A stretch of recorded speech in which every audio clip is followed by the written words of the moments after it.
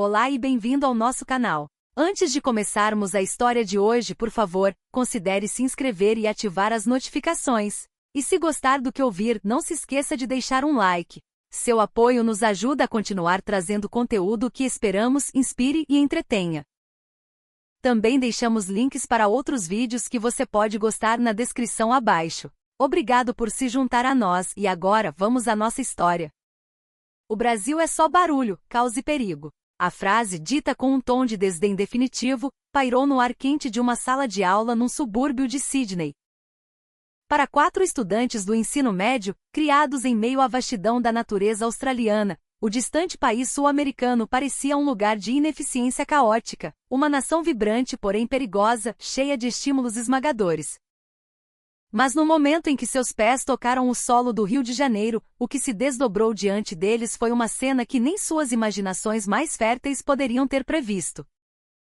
O calor úmido que os abraçou como um cobertor, a sinfonia de risadas, música e conversas apaixonadas que preenchia o ar do aeroporto. O mar de gente que se movia com um ritmo próprio, uma dança de encontros e despedidas que fluía com uma energia contagiante.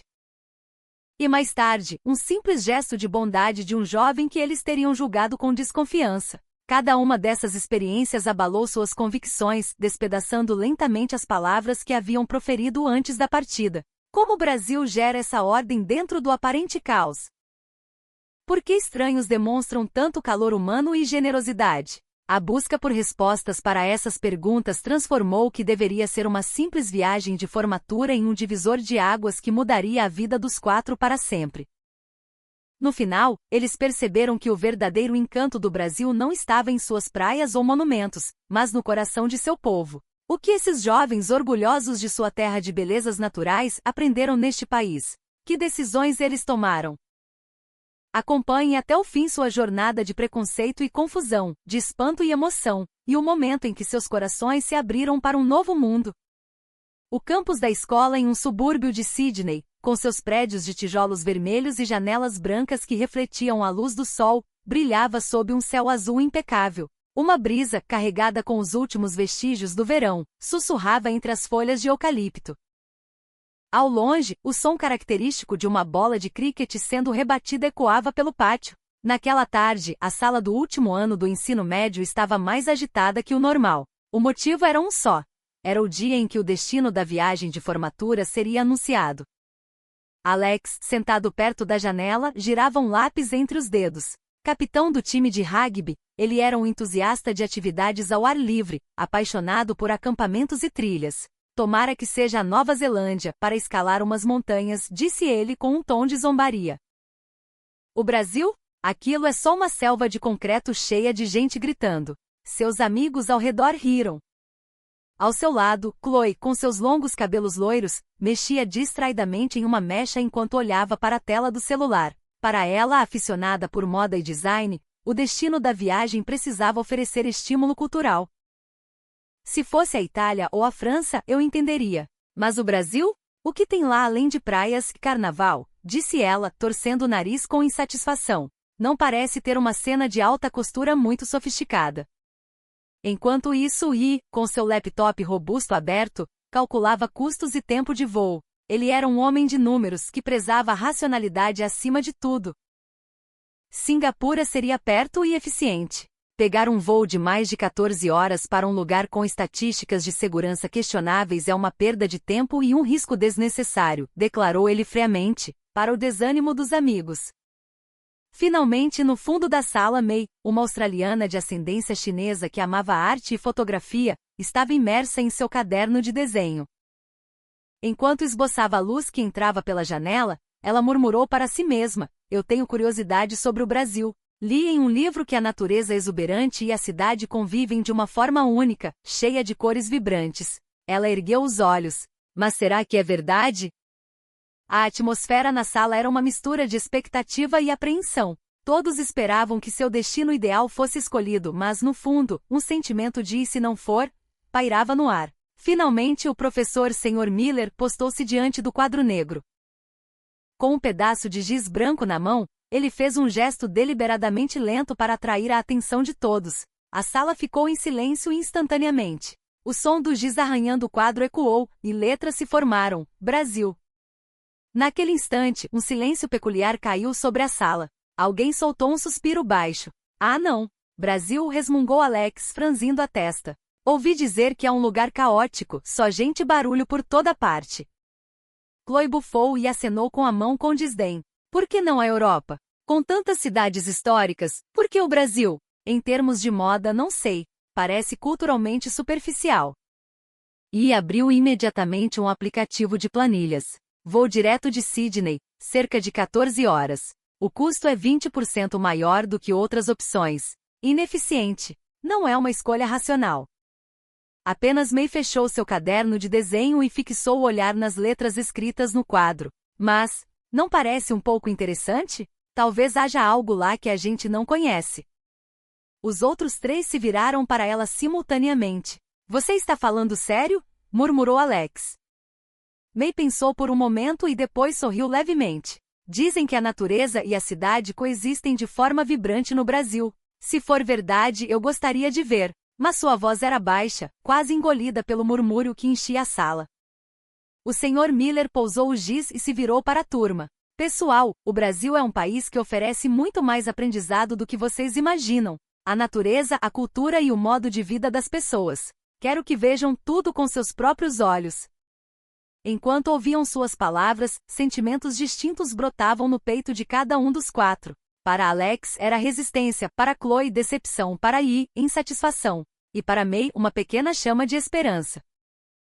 Eles ainda não sabiam, mas aquela viagem, que eles viam com tanto preconceito, estava destinada a derrubar todas as suas noções e se tornar um ponto de virada que mudaria o curso de seus futuros.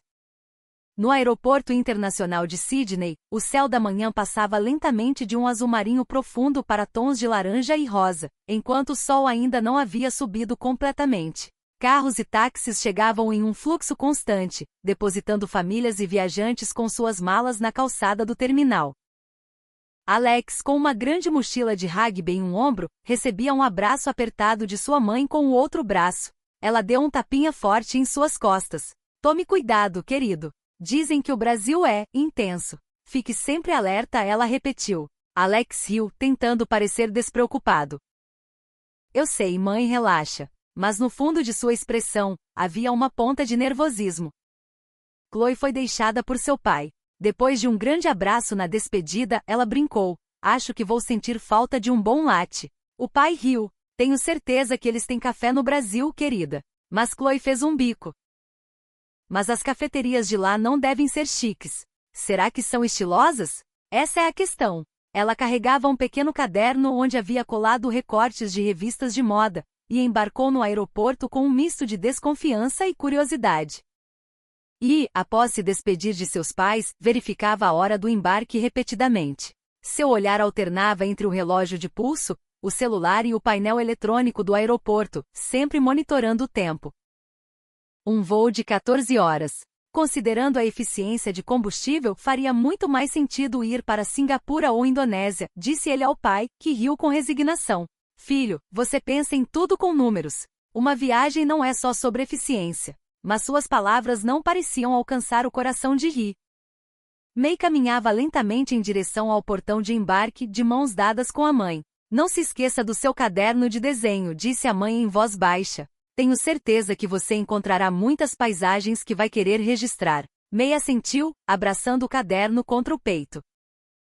Ela não tinha uma imagem clara do Brasil, mas a frase que lera em um livro, sobre a convivência da natureza e da cidade, permanecia em sua mente. O desejo de confirmar se aquelas palavras eram verdadeiras a sustentava. O saguão de embarque já estava lotado. O som de malas de rodinhas, vozes de despedida e cliques de câmera se misturavam, criando uma grande orquestra de movimento e emoção. Quando os quatro se reuniram no ponto de encontro, o Sr. Miller começou a chamada. Alex, presente. Chloe, aqui. E... presente. May, aqui. Após a chamada, o professor sorriu. Muito bem, um novo mundo está prestes a começar para vocês. Mas as expressões dos quatro ainda não eram animadas. Alex, de braços cruzados, murmurou. Sinceramente, uma viagem sem montanhas ou mar de verdade para explorar vai ser um tédio. Chloe, retocando o batom, deu de ombros. Vou apenas para poder criticar a moda brasileira com conhecimento de causa. E, mexendo na calculadora do celular, repetiu: não me parece nem um pouco eficiente. Apenas May deu um pequeno sorriso. Bem, não podemos saber até vermos, certo? O anúncio do embarque soou e os portões se abriram. Uma aeronave gigantesca os esperava do outro lado da janela. Os 4 caminharam em fila, cada um sentindo uma pequena inquietação no fundo da alma. Alex estava convencido de que nada poderia ser mais impressionante que a natureza da Austrália. Chloe acreditava que o Brasil era um país brega e apertado. E estava certo de que seria uma viagem ineficiente. Apenas May desejava encontrar uma resposta. Ao subirem a escada do avião e se sentarem, o zumbido baixo dos motores encheu a cabine. Afivelaram os cintos e olharam pela janela. As luzes da pista passavam como um borrão. E no momento em que a aeronave tremeu e se desprendeu do chão, um sentimento comum nasceu nos corações dos 4. A porta para um país desconhecido estava se abrindo. Esse sentimento ainda não tinha nome, mas já começava a brilhar no fundo de seus peitos, como um presságio de que o futuro estava em movimento. Após um voo de mais de 14 horas, no momento em que a porta da aeronave se abriu, uma onda de ar quente e úmido acariciou os rostos de Alex e dos outros. Vindo do verão do hemisfério sul para o verão do hemisfério norte, a mudança não era de estação, mas de atmosfera. A transição abalou seus sentidos. Caminhando pelo corredor de vidro, os 4 olharam ao redor instintivamente. O terminal do aeroporto do Galeão era imenso, mas ao contrário do que esperavam, não era o caos assustador que imaginavam. Havia uma energia vibrante, um murmúrio constante de conversas e risadas que preenchia o espaço, mas não era desordem. O ar era espesso, carregado com o cheiro de café e o perfume adocicado de algo que não conseguiam identificar. Placas de sinalização em português e inglês guiavam o fluxo de pessoas. Uau, é tão vivo, disse Chloe, parando por um instante. Em sua mente a imagem de um país caótico e perigoso que ela pintara antes da viagem começava a se dissipar. O que via à sua frente era diferente. Era pulsante, barulhento, mas de alguma forma acolhedor.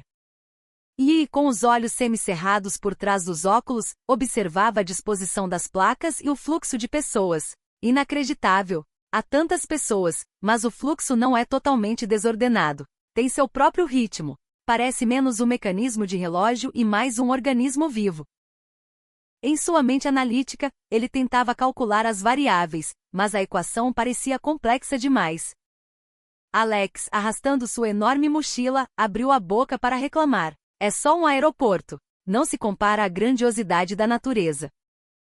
Mas enquanto dizia isso, seus olhos eram atraídos pela luz do sol que entrava por enormes janelas, iluminando o mural colorido na parede, e pelo som distante de um violão. Um conflito entre sua negação e a surpresa que brotava em seu peito começou a se formar. May, abraçada a seu caderno de desenho, ficou paralisada. Olhem, ela sussurrou, apontando para um canto do saguão. Um grupo de pessoas se abraçava em uma reunião emocionada com risadas e lágrimas de alegria. Um homem mais velho tocava uma bossa nova suave em um violão enquanto esperava. Em meio a um mundo de metal e vidro, aquelas explosões de emoção humana e música pareciam flores desabrochando inesperadamente. Eles não estão contendo a emoção. Estão celebrando-a, ela disse maravilhada. Após passarem pela imigração e entrarem no saguão principal, os 4 ficaram ainda mais impressionados. O teto alto e a luz natural criavam uma sensação de espaço. Havia filas, mas as pessoas conversavam animadamente, gesticulavam, sorriam.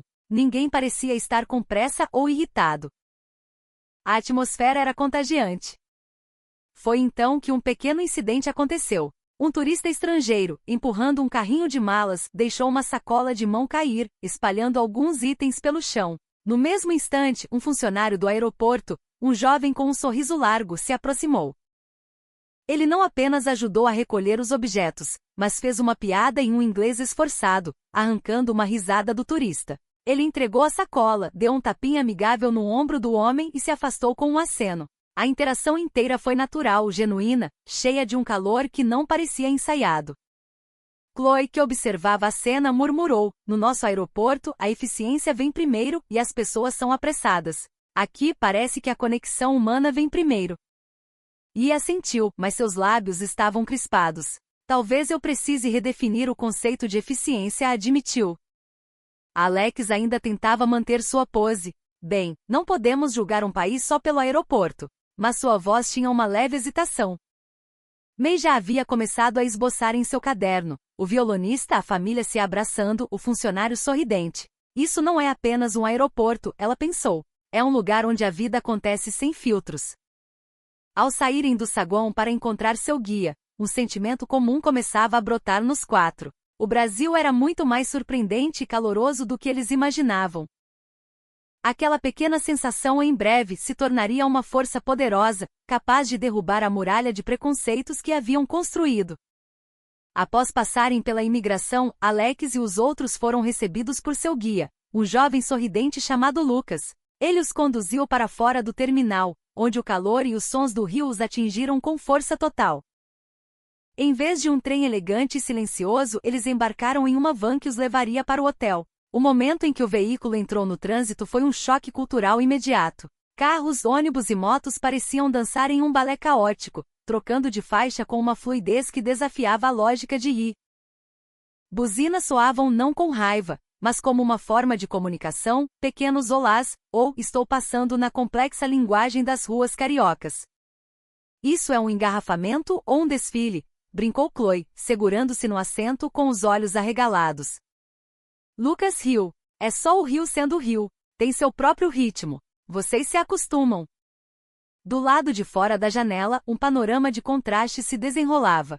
Prédios modernos de vidro se erguiam ao lado de edifícios coloniais desgastados pelo tempo. E agarradas às encostas dos morros, as favelas se espalhavam como um mosaico de tijolos e cores, vibrantes e cheias de vida. Entre tudo isso, bolsões de uma vegetação verde e exuberante, parte da vasta floresta da Tijuca, irrompiam, lembrando a todos que a natureza nunca estava longe. É impressionante, murmurou May, com o rosto colado na janela. A cidade e a floresta não estão lutando. Elas estão entrelaçadas. Uma cresce dentro da outra. E o racionalista estava visivelmente abalado.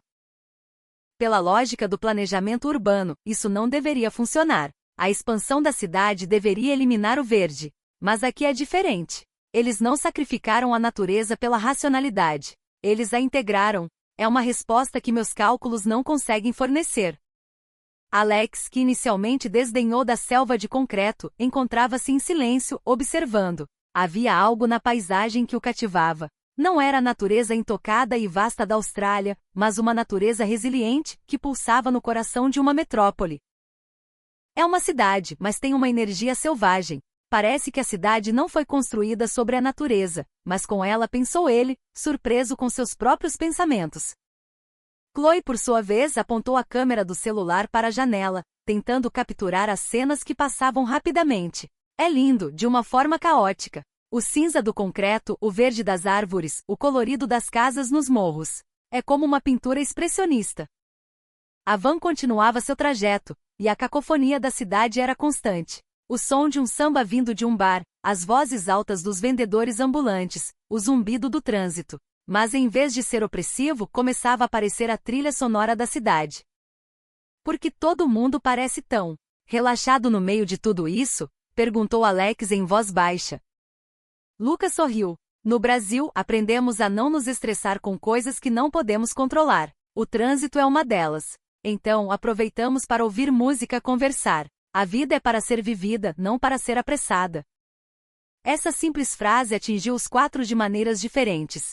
Chloe baixou os olhos, pensativa. Em nosso país, muitas vezes vemos o espaço público como uma competição. Mas aqui, parece que as pessoas compartilham o espaço, o barulho, a vida. E pegou seu caderno e anotou. Eficiência, não é eliminar o desperdício, mas otimizar a experiência humana. Acolher o caos. May abriu seu caderno de desenho e na mesma página, desenhou os contornos dos arranha-céus e das árvores da floresta.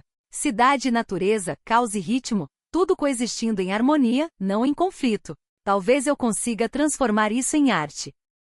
E Alex? Ele olhou para seu próprio reflexo na janela e sentiu uma pontada de vergonha. Será que o que a gente zombava não era o Brasil, mas a nossa própria visão limitada do mundo? A van finalmente se aproximou da orla, e a vista do mar azul se abriu diante deles. O contorno do Pão de Açúcar se erguia no horizonte. Naquele momento, uma nova pergunta surgiu em suas mentes. De onde vem a força do Brasil para harmonizar o caos urbano com uma natureza tão poderosa? Quando a van estacionou e Alex e os outros desceram, o ar salgado do mar os envolveu. Eles não estavam em uma estação de trem, mas diante de uma das paisagens urbanas mais icônicas do mundo, a praia de Copacabana.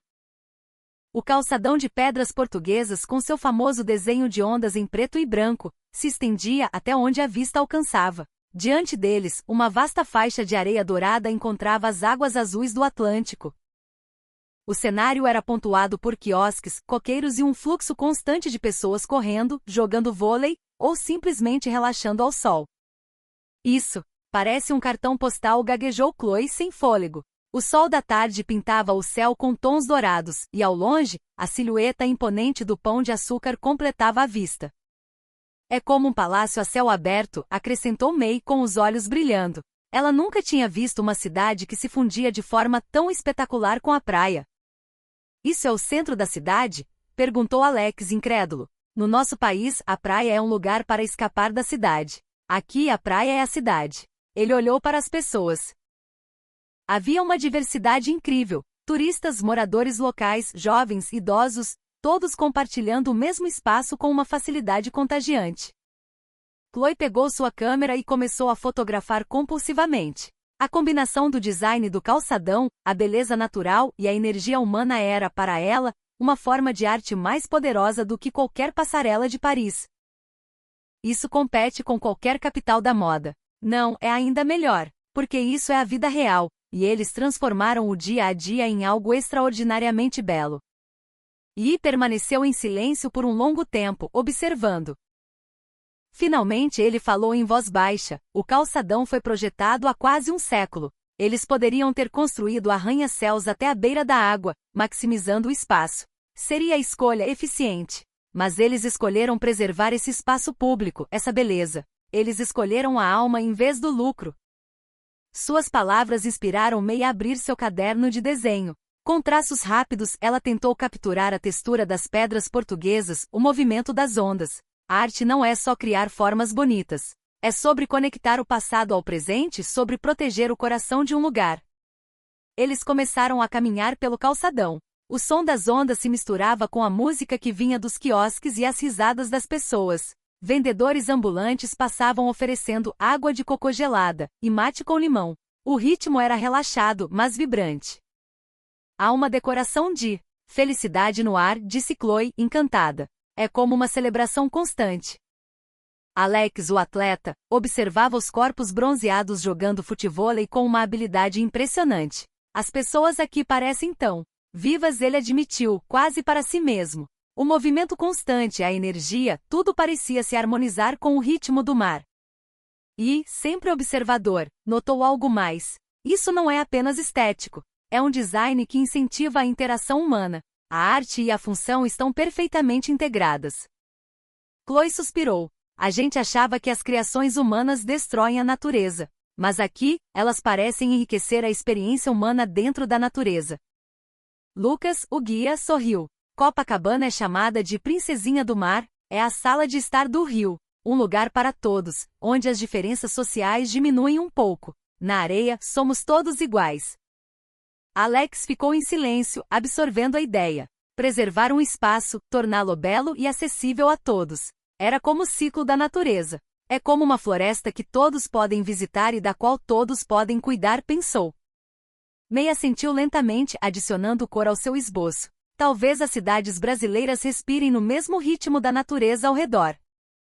Eles pararam em um quiosque para beber água de cocô diretamente da fruta. O sabor doce e refrescante parecia a própria essência daquele lugar. Olhando para a mistura do calçadão de design arrojado, os prédios residenciais e o verde das montanhas ao fundo, os quatro sentiram uma calma inesperada.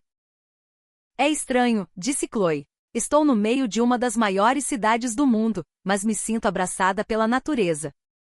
Alex respirou fundo. Nós viemos de um país de natureza, mas as pessoas deste país trouxeram a natureza para o coração da cidade. E eu nunca imaginei que isso pudesse ser tão reconfortante. E concluiu com uma frase curta e precisa: existe uma riqueza aqui que a eficiência e a racionalidade não podem medir. Deixando Copacabana para trás, os 4 caminharam com uma nova emoção em seus corações. A primeira grande rachadura havia aparecido no muro de seus preconceitos. Deixando o calor de Copacabana, a van os levou para o coração boêmio do Rio, a Lapa. Ao descerem do veículo, o cenário mudou drasticamente. A brisa do mar foi substituída por uma atmosfera elétrica, carregada pelo som pulsante do samba que escapava dos bares e pela agitação de uma multidão diversificada. Eles estavam diante da escadaria Selarón, uma obra de arte a céu aberto que serpenteia pelo morro, conectando a Lapa a Santa Teresa. "Uau! Olhem essas cores!", exclamou May, parando abruptamente. Os degraus da escadaria eram cobertos por um mosaico vibrante de azulejos vermelhos, amarelos, azuis e verdes, vindos de todo o mundo. Era uma explosão de criatividade que parecia viva sob as luzes da noite que começava a cair. O lugar estava lotado. Centenas de pessoas se espalhavam pelos degraus, moradores locais, turistas, músicos de rua, vendedores. Grupos se formavam em torno de um violão, cantando juntos. Casais dançavam. O ar estava impregnado com o cheiro de comida de rua e o som de conversas em várias línguas. Era um caos de humanidade, uma sinfonia de vida. "É como Shibuya Crossing, mas com alma", disse Alex em voz baixa, fazendo uma comparação inesperada. "Lá, as pessoas se evitam. Aqui elas se encontram."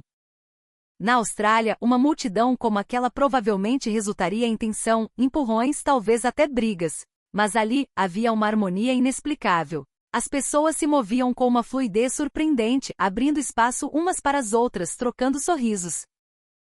Ninguém parecia se importar com o esbarrão ocasional, pelo contrário, parecia parte da dança. "Como ninguém fica irritado?", perguntou Chloe maravilhada. May já estava com seu caderno, tentando desesperadamente capturar a energia do lugar. Seus traços eram rápidos e frenéticos, tentando acompanhar o fluxo de pessoas, as cores dos azulejos, a paixão nos rostos dos cantores. "É como música", ela murmurou.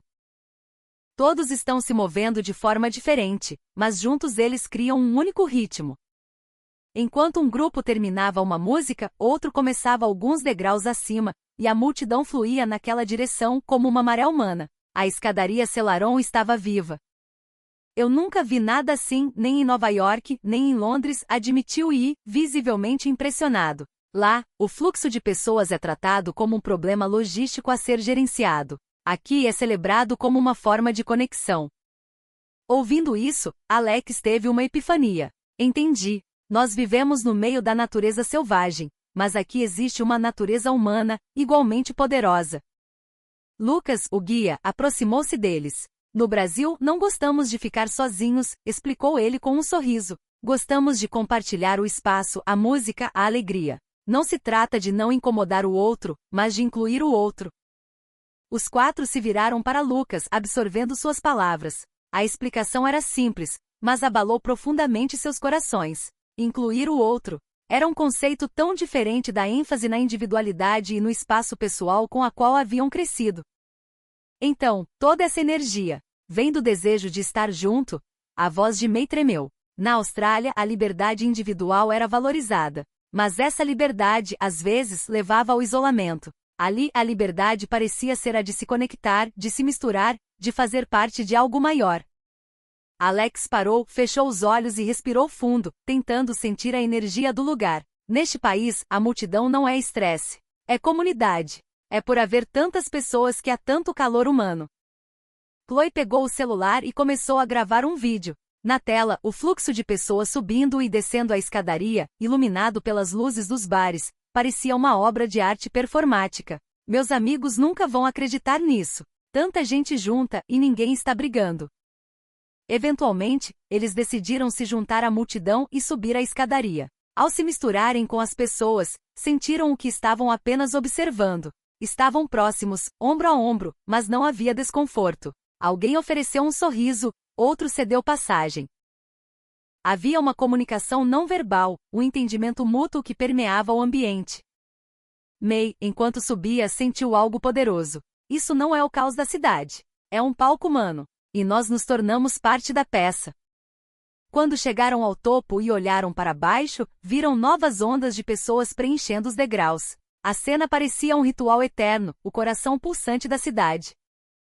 Chloe cobriu a boca, rindo com os olhos marejados. Só de estar aqui, sinto que posso acreditar mais na humanidade. Os outros 3 assentiram em silêncio. A escadaria Celaron ficou gravada em suas mentes. A força do Brasil não vinha da tecnologia ou da arquitetura imponente, mas da harmonia que nascia do coração de seu povo. Foi a primeira vez que eles começaram a entender isso de verdade. Depois da energia vibrante da Lapa, a manhã seguinte os levou a uma experiência completamente diferente. Eles pegaram o famoso bondinho e subiram pelo bairro de Santa Teresa, com suas ruas de paralelepípedos e casarões antigos, até chegar ao pé do Morro do Corcovado. A estação do trem que os levaria ao topo era movimentada, cheia de turistas de todo o mundo, mas a atmosfera já começava a mudar. O trem vermelho começou a subir lentamente, e a cidade foi ficando para trás. Quase que imediatamente eles mergulharam na densa vegetação da Floresta da Tijuca. O barulho da cidade foi substituído pelo som dos pássaros e pelo farfalhar das folhas. A luz do sol se filtrava pela copa das árvores, criando padrões de luz e sombra no chão do vagão. É como se tivéssemos entrado em outro mundo, sussurrou May, olhando pela janela para o verde infinito. A transição da agitação urbana para a serenidade da floresta foi como um ritual de purificação para a alma. Em seu caderno, os traços frenéticos da Lapa deram lugar a linhas suaves, tentando capturar a calma da floresta. Chloe, que esperava apenas mais um ponto turístico, encontrava-se em silêncio, absorvendo a tranquilidade. No meio de uma cidade tão imensa, ter uma floresta como esta é um luxo que o dinheiro não pode comprar. Ao chegarem ao topo e subirem os últimos lances de escada, eles finalmente o viram. A estátua do Cristo Redentor, com seus braços abertos, pairava sobre eles, recortada contra o céu azul. Por um momento os 4 ficaram sem palavras, paralisados pela escala e pela beleza da escultura e da vista panorâmica de 360 graus do Rio de Janeiro lá embaixo. A cidade inteira se estendia a seus pés, as praias, a lagoa, o Pão de Açúcar, o estádio do Maracanã. Tudo parecia pequeno e silencioso daquela altura. É de tirar o fôlego, conseguiu dizer Alex. A vastidão da paisagem o fez se sentir pequeno, mas de uma forma reconfortante. Era uma grandiosidade que rivalizava com a natureza selvagem da Austrália, mas com o acréscimo de uma das cidades mais vibrantes do mundo. Que, com os olhos fechados, apenas ouvia o som do vento. É como o pulso da terra, ele disse em voz baixa. Assim como o som do vento nas planícies australianas, a brisa que soprava no topo do Corcovado parecia ter um ritmo natural que acalmava a alma. May sentou-se em um canto e começou a desenhar, não apenas a estátua, mas a sensação de paz que o lugar emanava. A agitação da base do morro havia desaparecido, dando lugar a um silêncio reverente. Pessoas de diferentes nacionalidades e religiões estavam ali, lado a lado, compartilhando um momento de admiração. Alex observava as pessoas. Famílias, casais, viajantes solitários. Todos olhavam para a estátua e para a cidade com uma expressão de assombro. Isso não é sobre religião, ele pensou. É um lugar para as pessoas se conectarem com algo maior que elas mesmas. Lucas explicou. Dizem que o Cristo abençoa e protege a cidade. Para os cariocas, olhar para cima e vê-lo aqui é um lembrete constante de esperança e fé, não importa o quão caótica a vida seja lá embaixo. Um refúgio de paz acima do caos, refletiu Chloe. Ela finalmente entendeu. O Brasil não era apenas barulho e festa. Tinha também uma profundidade espiritual, um lugar para a quietude. E o cético encontrou-se tocado por uma lógica diferente. Manter um monumento como este, no meio de uma floresta protegida em cima de uma montanha, é um feito de engenharia, mas também um testamento de valores. Eles valorizam a beleza e a espiritualidade tanto quanto o progresso. Quando o sol começou a baixar, pintando o céu com tons de laranja e roxo, eles desceram. A agitação da cidade os recebeu novamente na base, mas algo havia mudado dentro deles. Eles agora sabiam que o rio tinha 2 faces. Chloe murmurou em voz baixa, o Brasil não é só uma cidade barulhenta. É também um lugar onde o coração pode encontrar paz.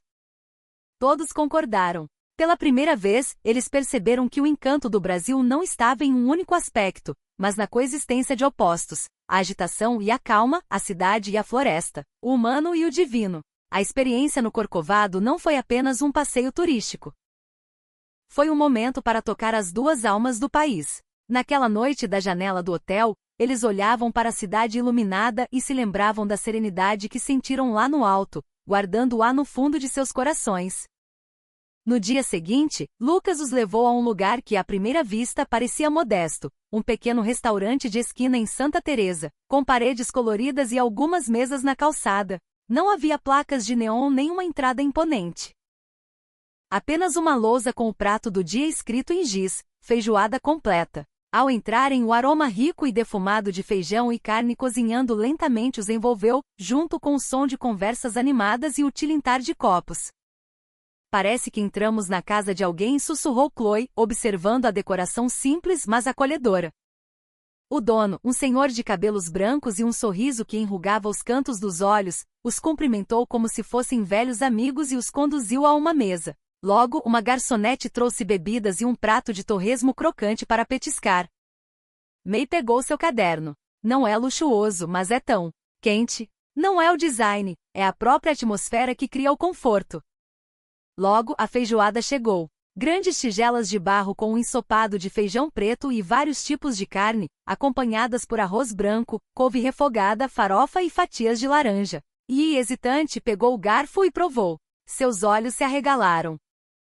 É complexo, mas tão reconfortante. Tem um sabor profundo, caseiro. O prato era uma explosão de sabores e texturas, uma comida que não dependia de técnicas sofisticadas, mas da força dos ingredientes e do tempo de cozimento.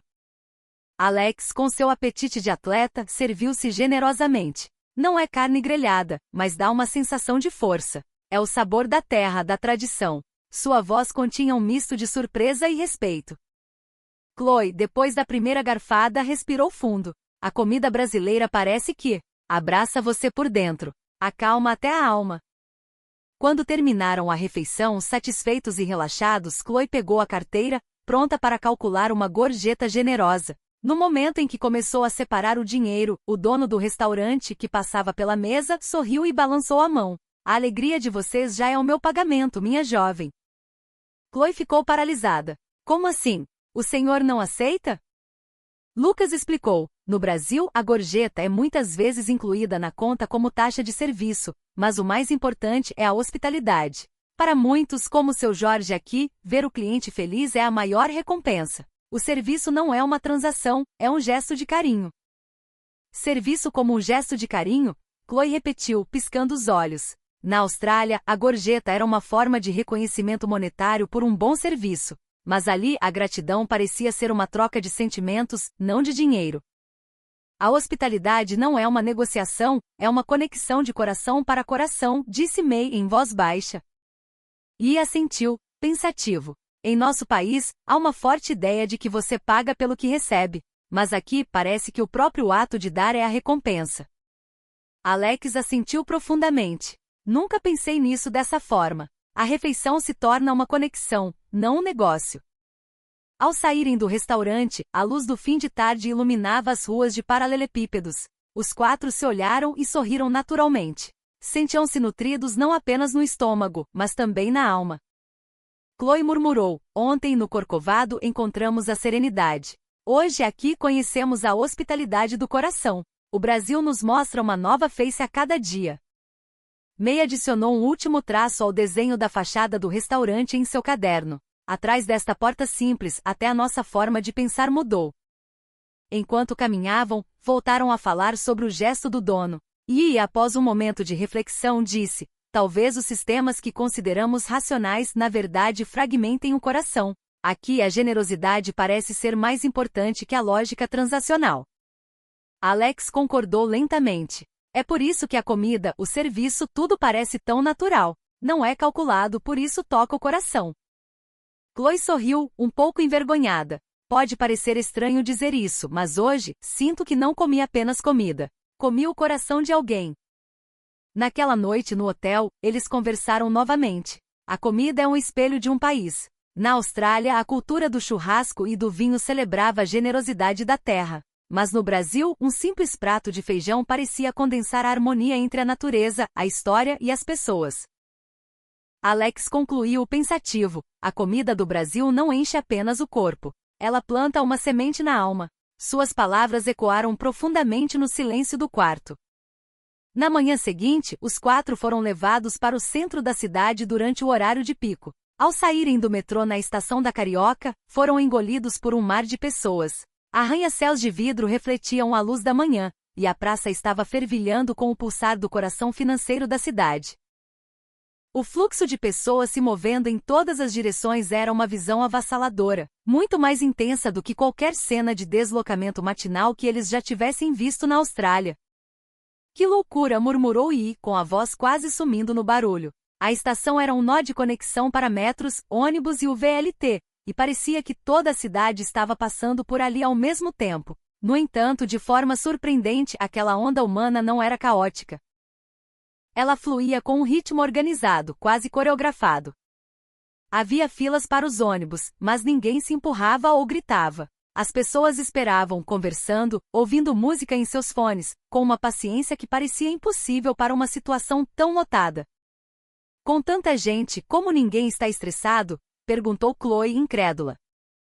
Quando um ônibus chegou já lotado, a multidão na fila se moveu para embarcar, mas o processo foi surpreendentemente ordenado. As pessoas que entravam esperavam que os outros descessem. Com licença aqui, obrigado ali. Havia um entendimento mútuo que mantinha o fluxo suave. Alex observava a cena fascinado. Isso não é disciplina militar, é mais orgânico, mas funciona perfeitamente. Os 4 se juntaram ao fluxo para pegar o VLT, o moderno bonde de superfície. O veículo estava cheio, e eles ficaram espremidos. A densidade de corpos era desconfortável no início, mas eles notaram que ninguém parecia se incomodar. As pessoas evitavam contato visual direto, mas ajustavam seus corpos para criar espaço para os outros, segurando suas mochilas na frente do corpo. O silêncio relativo dentro do vagão, apesar da lotação, era reconfortante. Na Austrália, alguém já estaria gritando a essa altura, riu e em voz baixa. Chloe, observando as pessoas ao redor, sussurrou: acho que não é resignação, é consideração. O respeito pelo outro é o que cria a ordem. Enquanto o VLT deslizava silenciosamente pelos trilhos, a paisagem urbana do centro do Rio passava pela janela. Dentro do vagão, apesar da lotação, a atmosfera era calma. As pessoas liam livros, olhavam seus celulares, e ninguém falava alto. May abriu seu caderno, tentando desenhar a cena. Os ombros se tocando, mas com uma estranha distância emocional sendo mantida. Era um equilíbrio delicado que ela achou difícil de expressar em linhas. É a arte de uma regra invisível. Lucas, que estava com eles, explicou em voz baixa: no Brasil temos uma expressão, ter simancol, é como ter bom senso, perceber a situação e ajustar seu comportamento. É isso que cria a ordem no meio do caos da hora do rush. Ter simancol, repetiu Alex. Criado em uma cultura que valoriza a expressão da liberdade individual, ele estava aprendendo que ali, restringir um pouco a própria liberdade em favor do coletivo criava um mundo onde todos podiam se mover com mais conforto e paz. Quando o VLT chegou à parada deles, as pessoas desembarcaram em um fluxo contínuo e natural. Ninguém bloqueava a passagem. Os 4 seguiram a onda e, ao saírem para a rua novamente, o barulho e a energia da cidade os envolveram. Mas dentro deles, a estranha calma que sentiram no transporte lotado permaneceu. Chloe respirou fundo e disse: a força do Brasil não está só na tecnologia ou nos prédios. Está na ordem que nasce do coração das pessoas. E sorriu e concordou. Exato. Para nós que conhecemos o ritmo da natureza, o ritmo desta cidade é como uma nova música. Naquele momento, May escreveu uma nota final em seu caderno. Em letras grandes, ela desenhou as palavras: a calma do caos. Os 4 se olharam, compartilhando o mesmo sentimento sem precisar de palavras. A força da cidade brasileira não vinha de regras rígidas que continham o caos, mas do respeito mútuo que florescia dentro dele. Depois de explorarem o centro da cidade, eles foram a uma feira de rua em um bairro movimentado. Barracas coloridas vendiam de tudo, de frutas exóticas a artesanato local. O ar estava cheio de cheiros e sons, um caldeirão de cultura. Foi no meio dessa agitação que seus passos pararam, atraídos por uma cena cotidiana. Um senhor idoso, apoiado em uma bengala, estava tentando atravessar a rua em uma faixa de pedestres. Ele carregava uma sacola de compras que parecia pesada demais. De repente, a alça da sacola arrebentou, e várias laranjas rolaram pelo asfalto, espalhando-se entre os pés apressados da multidão. O senhor soltou um suspiro de frustração, tentando se abaixar com dificuldade para pegar as frutas.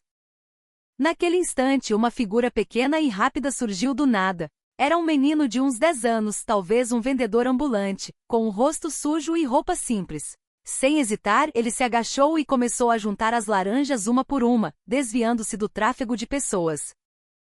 Ele pegou sua própria camiseta para fazer uma sacola improvisada e, com um sorriso largo que iluminou seu rosto, entregou as frutas ao senhor. "Toma aí, vovô", disse ele, com uma voz clara e alegre. O senhor, surpreso e grato, pegou as frutas e tentou tirar algumas moedas do bolso para dar ao menino, mas o garoto balançou a cabeça. "Que isso? Fica tranquilo", disse ele, e antes que o senhor pudesse insistir, o menino desapareceu de volta na multidão, tão rápido quanto apareceu. Ninguém ao redor fez alarde. A vida continuou, mas os 4 australianos ficaram paralisados, profundamente tocados pelo que acabaram de presenciar. "Vocês viram aquilo?" A voz de Chloe tremeu. E, de braços cruzados, soltou o ar lentamente, como se tivesse sido atingido no peito. Era só um garoto. Ninguém pediu, ele simplesmente fez. A expressão de Alex era séria, mas seus olhos estavam úmidos e calorosos. No nosso país, a gentileza é muitas vezes um ato deliberado. Aqui parece ser um instinto.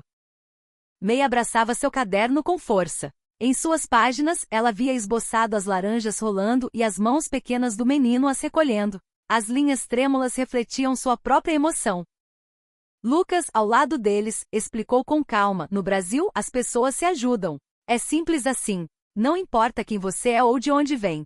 Se alguém precisa de ajuda, você ajuda. As crianças aprendem isso não na escola, mas na vida." Os olhos de Chloe se encheram de lágrimas. Então não é só sobre incluir as pessoas na festa. É sobre ajudar quando a vida fica difícil.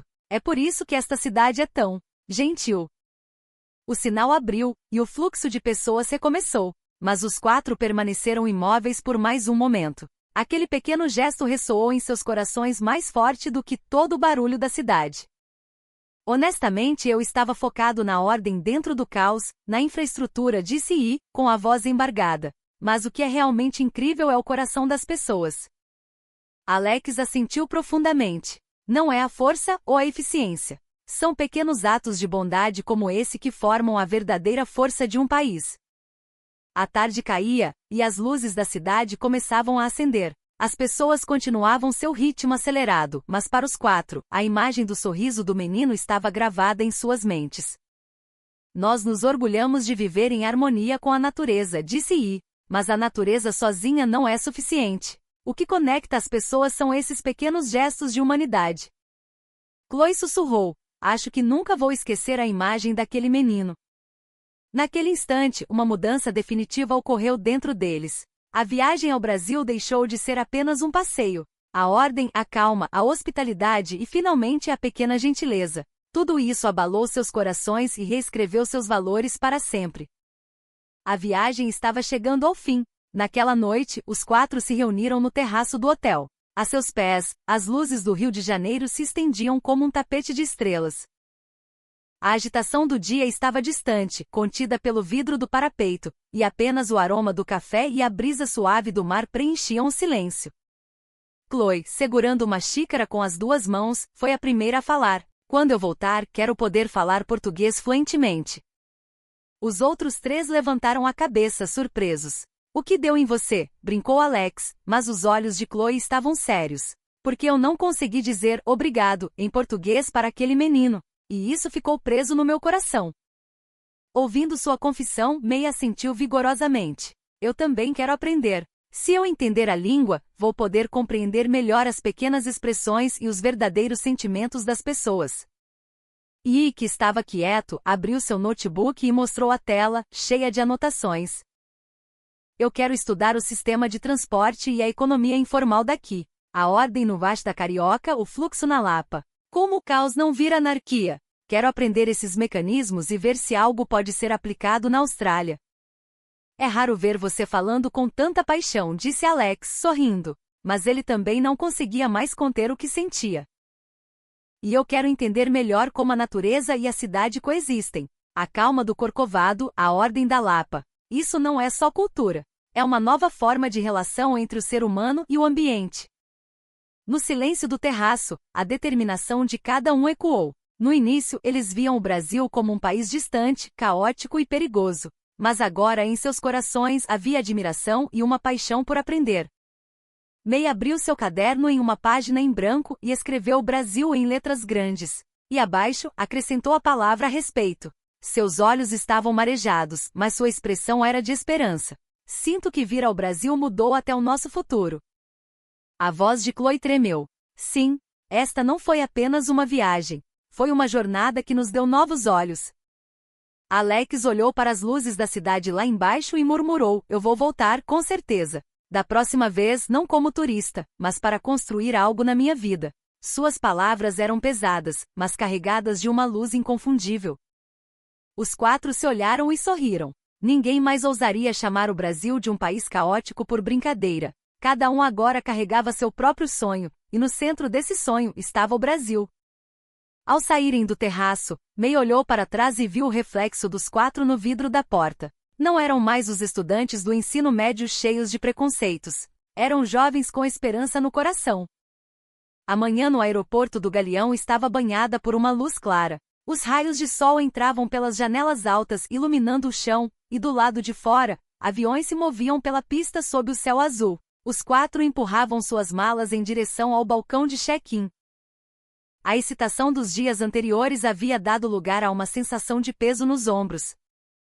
É sério que já vamos embora? Murmurou Lee. Ainda não parece real. Chloe apertou a alça de sua mala. Quando chegamos aqui, eu achava o Brasil um lugar distante e assustador. Agora parece que estou deixando uma segunda casa. Após o check-in, eles seguiram para o saguão de embarque. May parou em uma pequena loja de artesanato e pegou um conjunto de cartões postais com fotos do rio. Vou levar isso. Quando for mostrar meus desenhos para alguém, quero anexar uma carta sobre o que senti aqui. Sua voz estava firme, cheia de propósito. Alex sorriu e assentiu. Boa ideia. Eu não vou comprar nada. O que vou levar está no que vi com meus olhos e no que ficou no meu coração. Chloe olhou para os perfumes em uma prateleira, mas logo se afastou. Não preciso de mais coisas. O que ganhei no Brasil não tem forma, fica na alma. E fechou seu caderno. Vou usar tudo o que aprendi nesta viagem na minha pesquisa. A ordem e a gentileza. Vou transformar isso em algo concreto. Seus olhos miravam o futuro. Perto do portão de embarque, Chloe parou. A imagem do menino ajudando o senhor idoso voltou à sua mente. Aquele pequeno ato de gentileza que mudou tudo. A força do Brasil não está nos monumentos ou na natureza, disse ela em voz baixa.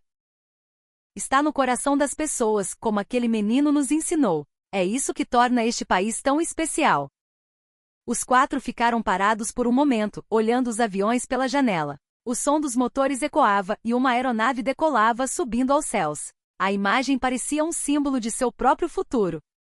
O embarque começou. Eles entraram na fila, mostraram seus passaportes e passaram pelo portão. Ao olharem para trás, viram o saguão iluminado. Não era mais um simples destino de viagem. Era o país que havia mudado suas vidas.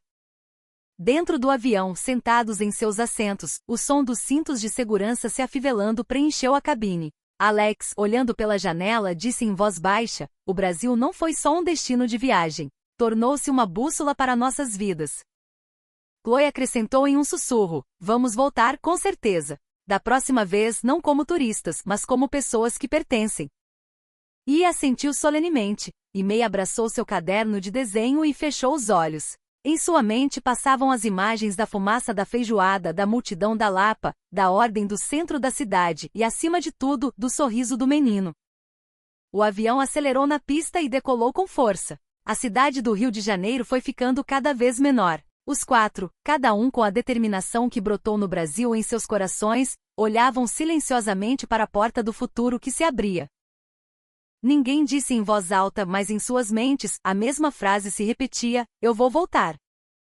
Algumas semanas depois, de volta ao campus em Sydney, o forte sol australiano iluminava o pátio. Os quatro, retornados do Brasil, estavam sentados juntos perto da janela da sala de aula. Seus amigos, curiosos, o cercaram, ansiosos por histórias. E aí, como foi o Brasil? Tão louco quanto dizem? Perguntou um colega. Os quatro se entreolharam, lembrando-se de como eles mesmos criticavam o país antes de partir. Chloe o chamara de brega. E, de ineficiente. Alex de caótico. May de esmagador. Mas agora, essas palavras pertenciam a um passado distante. Chloe foi a primeira a responder. Louco? Sim, mas da melhor maneira possível. Foi uma descoberta a cada dia. Na Lapa, centenas de pessoas celebravam juntas e ninguém brigava. Ver aquilo me fez acreditar que a harmonia humana é possível. E continuou. Ineficiente? De jeito nenhum.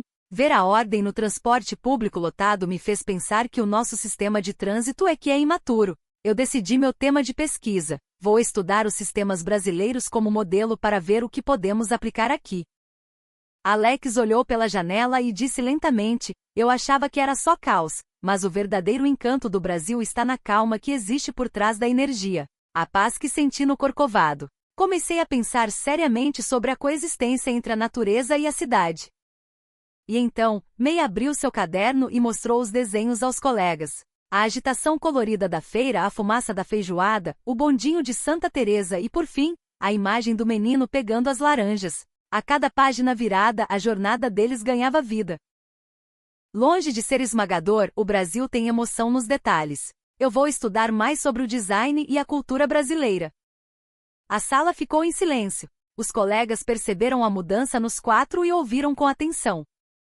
No final, disse Alex sorrindo, o encanto do Brasil não está nos prédios ou na comida. Está no coração das pessoas. Uma pequena gentileza é o que move aquele país. Na mente deles, o sorriso do menino brilhava. O gesto de entregar as laranjas ao Senhor. Foi o momento que pulverizou seus preconceitos e transformou o Brasil no país que mudou suas vidas. E apoiou os cotovelos na mesa e acrescentou. Se eu não tivesse visto aquela cena, provavelmente ainda pensaria que o Brasil é só um país ineficiente. Mas um único ato de bondade mudou tudo. Alex respirou fundo. Nós não somos mais turistas. O Brasil se tornou uma bússola que vai guiar nossas vidas. Suas palavras fizeram o ar da sala vibrar. Todos sentiram aquele país distante um pouco mais próximo. O sinal do intervalo tocou, e os colegas os bombardearam com perguntas. A Lapa é sempre cheia daquele jeito? Feijoada é gostosa mesmo? Como vocês sobreviveram ao trânsito? Os quatro riram e responderam a tudo. Mas, no fundo de seus corações, outra voz ecoava. Nós vamos voltar. Lá fora, o céu azul da Austrália se estendia. Mas em suas mentes a paisagem, os sons e os sorrisos do Brasil estavam gravados como uma luz que nunca se apagaria. Esperamos que você tenha gostado da história de hoje. Qual foi a sua parte favorita? Gostaríamos muito de ler suas opiniões e comentários. Se você gostou deste vídeo, por favor, deixe um like e se inscreva no nosso canal para não perder nossas próximas narrativas. Seu apoio significa muito para nós. Obrigado por assistir e até a próxima!